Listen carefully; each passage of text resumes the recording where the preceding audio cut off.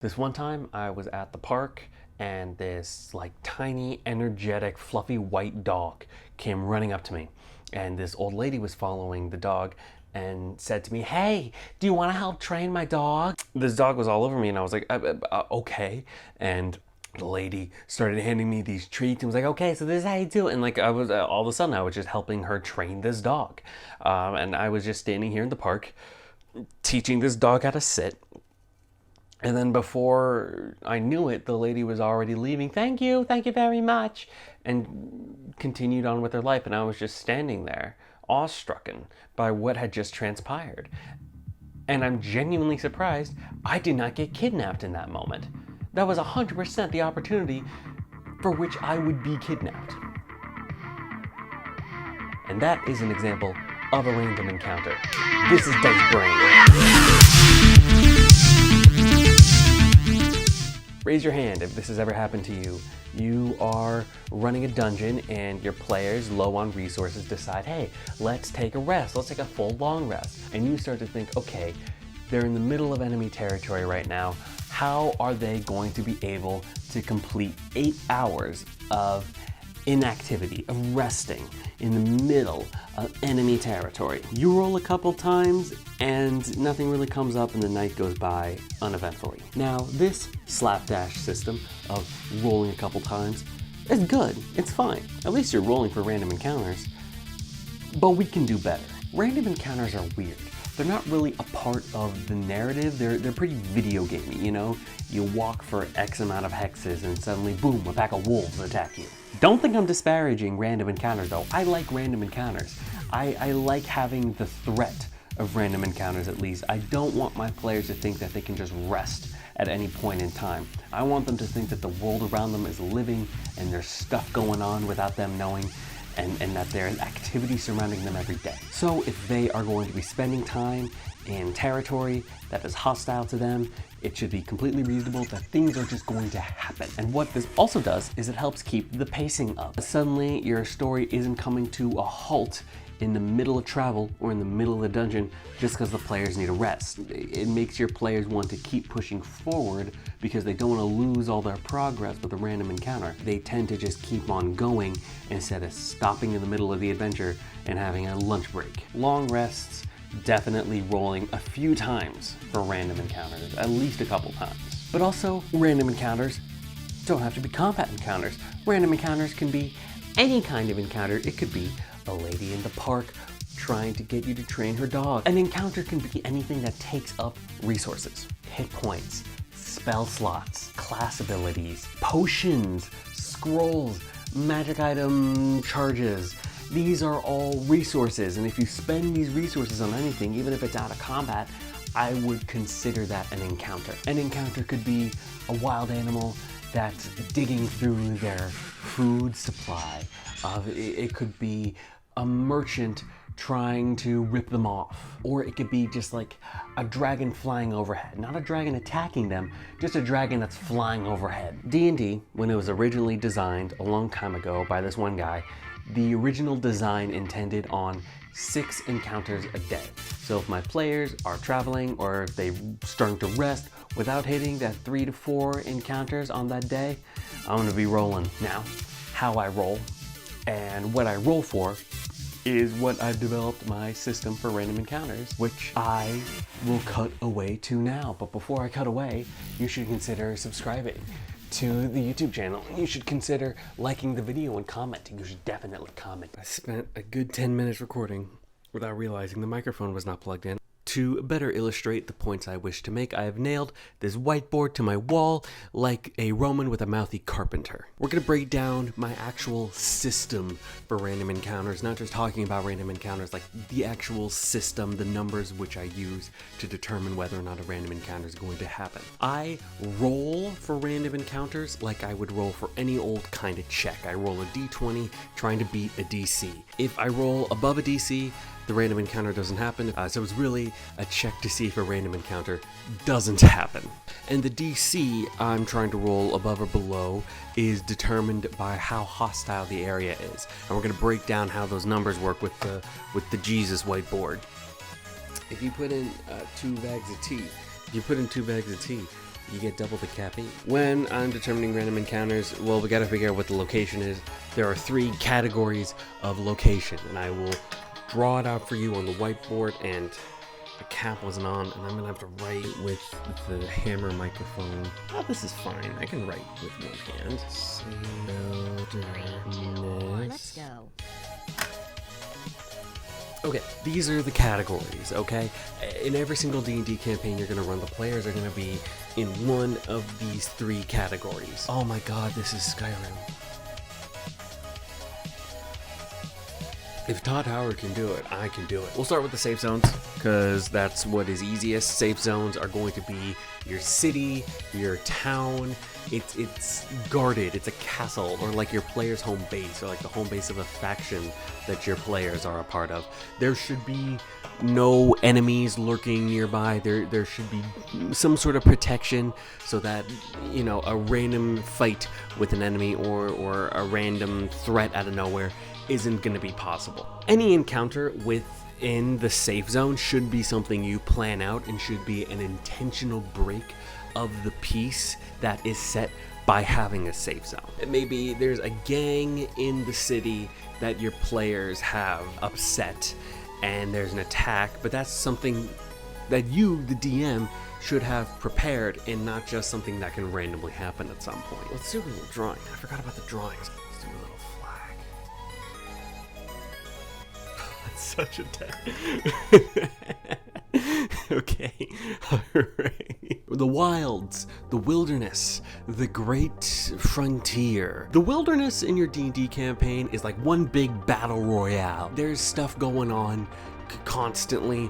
You have animals, you have other people, you have nature, you have natural disasters. This is where anything is possible, good or ill. Random encounters here are typically going to include animals that are on patrol, like predators that are hunting, or like just animals that are very territorial, patrolling their area.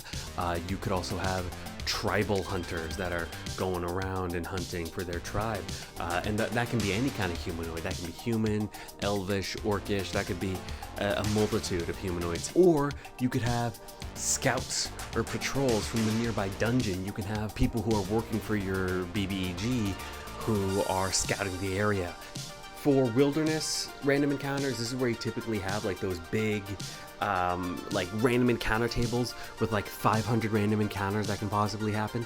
You don't want one of those. You really only need like 6 to 8 random encounters ready to go that you know very well and that you would like to run, instead of having just a wall of like, oh, 5 wolves attack. Have a list of encounters that can possibly happen in this specific part of the wilderness. Make it, let's say 5. Start with 5. Just have 5 random encounters that can happen, and then get a list of the enemies. The DC for avoiding a random encounter, you as the DM could roll this, or you could have your players roll this. 10 plus list. I hope you can read that. I will not be checking later. The DC for the random encounters should be 10 plus the highest perception or survival on your enemy list. So just take a look at the enemies, see who has the highest perception or survival, and then add that to 10. But we don't have to start with 10. It doesn't have to be 10, because I feel like the more hostile the environment is, the more likely there's going to be a random encounter happening. So, since I'm so nice, I have prepared a list for the different categories of wilderness. We have categories within categories because I'm smarter than you. So, this 10 depends on the safety level. Alright? The safety level: peaceful, barren, neutral, hazardous, how do I spell apocalyptic? These are our safety levels. The starting DC is going to be 6, 8, 10, 13, 15. Instead of having SL, the SL stands for safety level. The SL is like your starting number, and then after you figure out your safety level, you add the survival perception, either or, the highest one on the enemy list if it takes place in the wilderness. I'll give you examples for safety levels. I'm not a cruel man. For something peaceful, we'll do like the Shire. Not much is going to happen. Not the Shire like the underburrow, like the hole, like the Hobbit holes. The Shire, like the first 10 minutes of Frodo's adventure, they're just kind of walking through like just basic forest farmlands, kinda. Something that would be barren would be like a desert. And you could have dangerous deserts, but I'm thinking like the Mojave Desert in the middle of the day, or like the Sahara Desert. Like, I know that there are creatures that are able to live and survive in the desert. I'm not thinking something's gonna sprout out at them. I'm thinking it's just trying to make it through this barren wasteland that has no signs of life whatsoever. I don't tend to want to have random encounters happening when I want the area to seem like it's just empty and void. Then we have something neutral. I would say neutral would be like your starting forest. Just think of a D&D starting location, and then that's the neutral area. It's not exactly the safest place in the world, but it's not Barovia. You know, it's not haunted or anything. It's just kind of there. Hazardous? I would say it would be like the Underdark. You think of the Underdark, you think of it as somewhere that's very dangerous, but I wouldn't say you're running into enemy after enemy after enemy. But it's definitely more dangerous than above ground. I think of places that are hazardous would be places with lots of coverage, like a jungle or a swamp, or also, you know, the Underdark, where anything can be lurking anywhere. There are tons of blind corners and pieces of cover, and it's full of like dangerous creatures. That's what I would consider hazardous. Then we get to apocalyptic, which is the highest tier, and then this is like the nine hells, right? This is a place full of danger and enemies. The land itself is trying to kill you.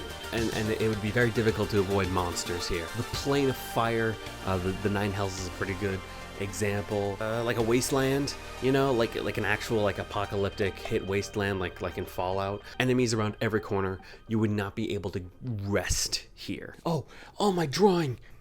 And that's a tree for the wilderness. Now we get to the dungeons. I really just roll random encounters if they're going to be resting or sleeping in a dungeon. At some point, as a DM, you're going to be running a dungeon, and your players are going to want to take a full long rest inside of the dungeon, which is not the best idea, but it might be the only option they have at the time, so it's understandable to an extent. A dungeon is a complex, multi-room maze with threats around every single corner, so being able to rest for a full 8 hours is probably going to be very difficult. Now, if your players are able to come up with a sort of way to avoid random encounters happening, avoid the villains finding where they're resting, if they're smart enough to avoid the villains discovering where they are and jumping on them and attacking them, I would reward them by not throwing a random encounter at them if they spend the time to try to avoid a random encounter happening. But if they clear out a bunch of rooms and then decide, you know what, let's put up our sleeping bags, let's take a rest. Yeah, of course I'm gonna throw some enemies at you. You're sleeping in the middle of their home base and you just killed a bunch of their buddies. This is assuming that you have a dungeon which includes an organized group of enemies that are being led by an intelligent leader. If you're running a dungeon full of goblins with a goblin chieftain, they will try to counter your PCs in any way possible. If it's just a dungeon full of random monsters and creatures and they're not really organized and it's kind of just a free-for-all, go back to the wilderness system. That will do you much better. I'm talking about dungeons here. I'm talking about you're inside of the base of operations for a group of enemies. I am assuming that your dungeon only has one group of enemies as well. Your dungeon might have multiple groups of enemies that are kind of at odds with each other. I would just use the enemies, whoever's turf the players are in. The knowledge the bad guys have of the players should increase the chances of a random encounter happening. If they don't know the PCs are a thing and the PCs just kind of snuck in and they're like, okay, let's rest before we go in, then I would say they'd be less likely to have a random encounter compared to if They've taken out a bunch of enemies. They left some alive to go report back to their boss, and the boss knows that there are enemy PCs inside of his base. They're gonna have a much harder time taking a rest. The villain's knowledge of the PCs I would categorize as patrolling, investigating,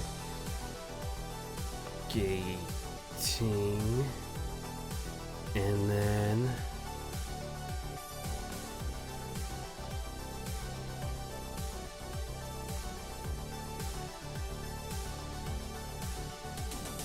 searching. Okay, these are our three categories for how much the villains know about the player characters. The more the villains know about the player characters, the more they're going to want to fight and kill them, which means the more likely a random encounter with those villains are going to happen. Bad guys that are patrolling don't really know about the player characters. They are really just making the rounds around the dungeon.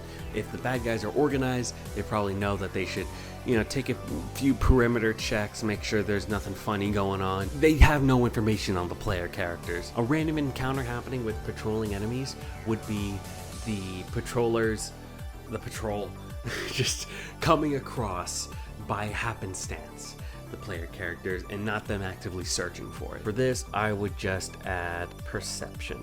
The bad guys are investigating when the players have had interactions with the bad guys, maybe taking a few of them out, but the bad guys don't have any information about the player characters. Let's say the party has a few encounters with the bad guys, but none of them are able to go back and report to their boss. The villains that live stumble upon all their dead friends. They don't know the player characters did it. They're just on high alert that there's something fishy going on.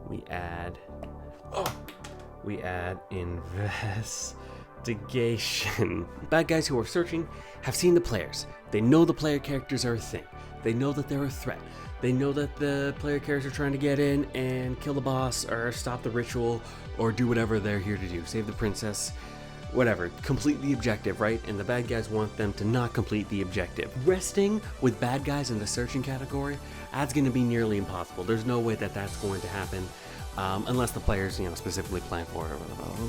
Bad guys who are searching are the most dangerous kinds of bad guys. They know that the player characters are a threat. They know that they must be stopped. This is where the characteristics of the bad guys can really start to shine. If the bad guys know about the player characters, they know that they're a threat, and they know where they're going to be resting, then they're going to start planning. You let your bad guys come up with these cool plans that they can hit the players with. If the bad guys are like meatheads, like orcs or ogres or something like that, it makes sense for them to just run headfirst in, just an aggressive, just charge right into battle. But if they're the more crafty type, if they're like goblins or kobolds, maybe they set some traps for your players. Like maybe they makeshift some sort of tripwire once the players leave the room. Maybe they set a fire and try to smoke out the players from where they're trying to rest. Maybe they just take a glass jar full of hornets and chuck it into where the player characters are resting just to interrupt their rest. Don't have the bad guys hold back from really doing some damage on players if they're in the searching category. I don't know what to add for bad guys who are searching. We'll just give it a flat +8. Fuck, that's a zero. Fuck, there we go. +8. And there we have it. My system for random encounters. Just come up with a list of 5 kinds of encounters. Figure out what their perception, their survival, and investigation, figure out who has the highest, come up with your category of safety level, and then you can roll away. Subscribe.